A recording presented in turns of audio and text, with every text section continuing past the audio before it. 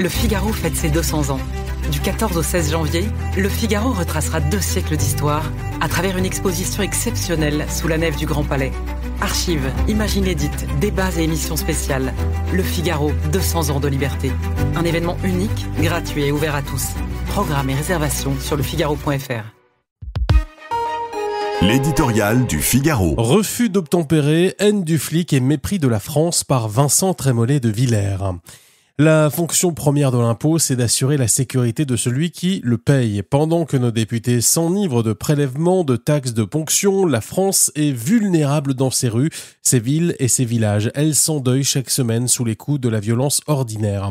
Ce week-end, un étudiant est mort à Lille alors qu'il traversait sur les Clous au petit matin. C'était bientôt son anniversaire, il n'avait pas encore 20 ans. Il rejoint la litanie éprouvante et révoltante des victimes de la délinquance ordinaire. Au mauvais endroit, au mauvais moment, certainement pas. Matisse respectait la loi et celui qui l'a tué avait pris l'habitude de l'enfreindre. Quelques minutes plus tôt, le suspect avait refusé d'obtempérer aux injonctions de la police.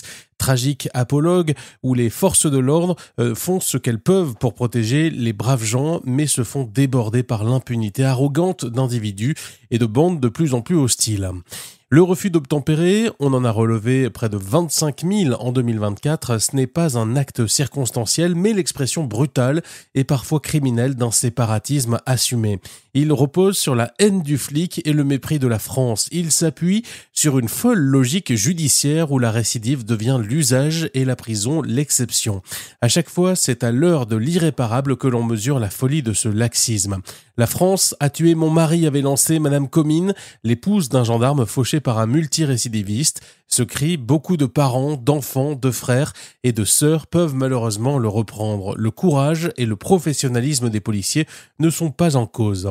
Tandis que l'on relâche ceux qu'ils arrêtent, ils vivent sous la menace grandissante de l'agression et du lynchage. Pendant qu'ils risquent leur vie, les élus insoumis, dans une inversion dégradante, proclament que la police tue.